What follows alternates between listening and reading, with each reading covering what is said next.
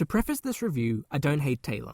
I made a pretty extensive video ranking and reviewing all of her songs that you can watch on my channel. She is an admirable artist who has great ideas, a knack for memorable and earworm writing, a good ear for production, and pop in general. Folklore and Evermore are some of my favourite albums, Red is incredible, and her other albums, even ones I don't like, have some ambition and memorability to them.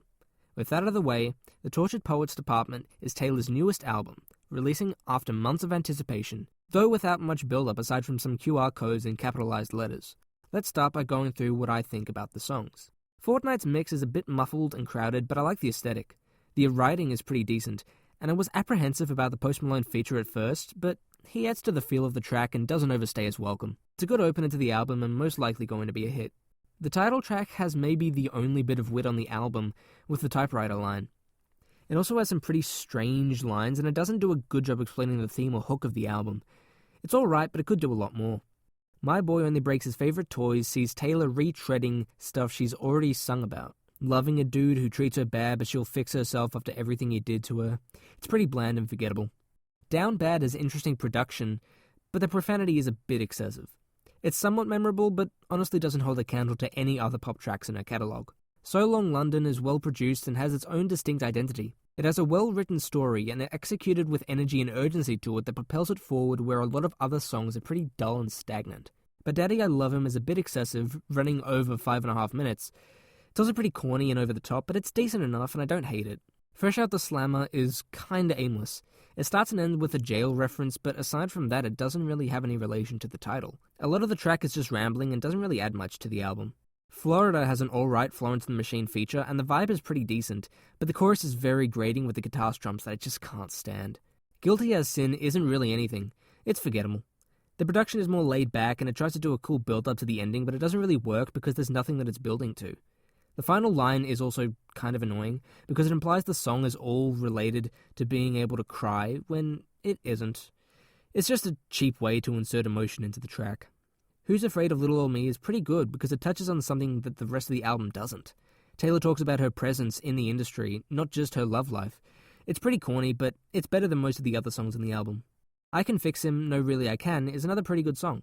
Yeah, it's basically the same as My Boy Only Breaks His Favorite Toys, but it's done from a more interesting perspective. I like how it ends with her admitting that she can't fix him. LOML is pretty good. It's a love story about Taylor losing who she wishes to marry. At least that's my interpretation. I like the twist of what the title means, thinking it's love of my life until she actually says that it's the loss of her life. The production is pretty good, and I wish the rest of the album went more into this dingy acoustic style instead of the electronic explosiveness that other tracks have. I Can Do It With a Broken Heart will probably also be a hit. I like the story of her being miserable but still playing cool and performing at shows. The production is kind of annoying, but I think the story outweighs it. The Smallest Man Who Ever Lived has a pretty great final verse, but the chorus is completely forgettable and the first half of the song is so slow-paced and meandering that it's pretty boring outside of the ending. The Alchemy is kinda pointless. I don't get what it's trying to do. The entirety of the song doesn't really have anything to do with the title, and the chorus is pretty cheesy. Clara Bow is a nice conclusion to the album, though Taylor's signature vagueness of never mentioning who the songs are about makes this less impactful. It's produced and delivered well, but is as directionless as the rest of the album is. Overall, the album's production is probably the most underwhelming component for me. It has some interesting points with acoustic guitars heard in the background of some songs, but the heavy synths feel like it's too inspired by Midnight's. Where people said that Midnight sounded pretty samey and repetitive, I disagreed because there was a decent amount of variation between tracks. On Tortured Poets Department, basically any instrumental can be swapped for any other and the song will stay the same. The aggressively maximalist approach somehow makes the album more dull and monotonous. The more understated tracks have texture and intrigue to them, but the vast majority are just what if Midnight's was more crowded and had less direction. I think the worst feature that the album has, or rather that it lacks, is anything catchy. Even though I dislike the more mainstream appeal of 1989, at least I can recall a lot of the choruses of that album. Taylor's approach to the album, being more poetic and artsy, means that the choruses are less memorable because they're not trying to hook you. There's nothing that really hooks you in. There's no production element that makes you want to listen to it again. There's no vocal inflection or line that sticks in your head. It's unfortunate because it implies that she wanted to go for a more authentic and direct album, not one that'll just do numbers. The lack of singles adds to that, with her wanting to express herself artistically rather than chart. But she will chart, and the songs don't really show any expression beyond her thinking bedroom pop was good and still wanted to do what Midnight's did. While I undoubtedly think that this album is better than Reputation, I'm not sure how much better it is. I think it's most on par with Lover. While it has more cohesion and consistency than Lover, Lover has some pretty experimental and risky tracks. Both albums are pretty bloated and directionless, but Lover works better as it feels more like a pop mixtape, and not trying to be some artistic expression. I think the Tortured Poets department is fine. I really like So Long London, Who's Afraid of Little Old Me, and Loss of My Life. There's no truly bad song on the album, but a lot of boring, bland, and forgettable ones. In the end, I prefer to have a few me's over a majority mid. And that would be the end of my review, but as you can see from the runtime, there's still a lot more to go through. That's because after I wrote what you just heard, she released the Anthology, and I guess I'm going to review that too. The Black Dog is alright, the production is more interesting than most of the main album, and the story is fine. I'm Gonna Get You Back is also fine, but it's pretty pointless. It doesn't really tell much of an interesting story, and the production is predictable.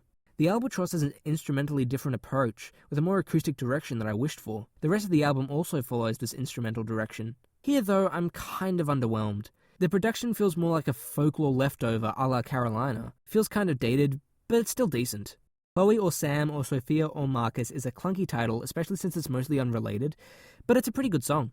It's a more acoustic track, like the Albatross, but it sounds a lot more distinct than that track did. It has a good build and atmosphere to it. It's written pretty well, and it stands alone, which may be a detriment since it doesn't match the first half of the album. How Did It End also goes this acoustic direction, and the piano really works. Even though the story is pretty boring, the delivery is what makes it effective. There's such a clear direction and intention to it that the first half of the album lacks. So High School harkens back to a more fearless sound. The rock guitars are interesting, but that's really the most interesting part of the track.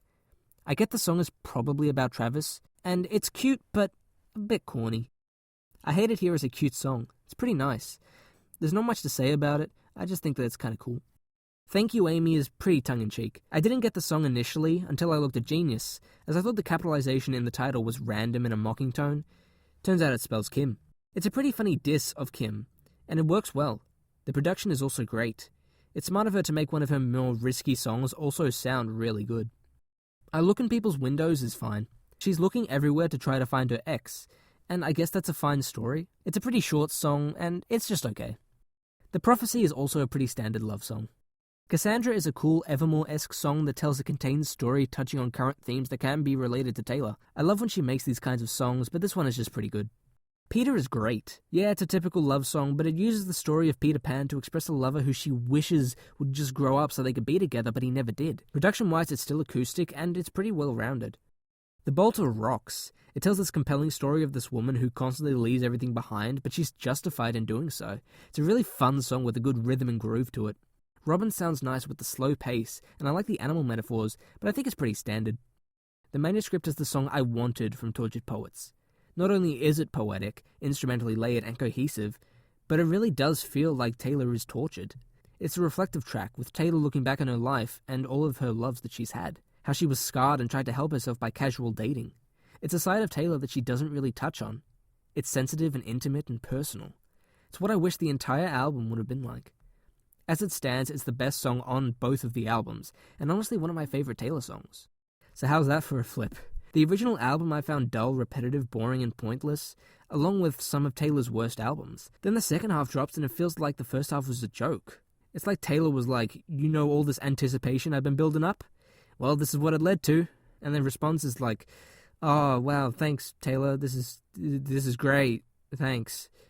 And I think Swifties would have been happy with just the first half. I have a friend who was thoroughly enjoying it. But man, that second, it doesn't feel as derivative, as repetitive, as soulless or as dated as the first half. She has a clear direction, a clear concept, a clear tone and a clear sound, something that sets it apart from the rest of her catalogue. I think the first part of her album is alongside Reputation and Lover, but I think the second half is almost on par with Red. It doesn't have as diverse of a sound as Red does, but it's a lot more consistent in the quality of the tracks and a lot more personal. It feels like a true evolution of her sound, while the first half just felt like more Midnights. This feels like Taylor starting anew. She's washing herself of her history and going in a new direction, and I can't wait to see where it goes. This is a hard review because I think one half of the album is mid and the other half is genuinely great. I guess that just makes the whole album good. I'll keep running back the latter half, and I'm sure the first half will be loved by a crowd that takes different things away from Taylor's music than I do, so I guess everyone will be pleased. And that's a good thing, I guess.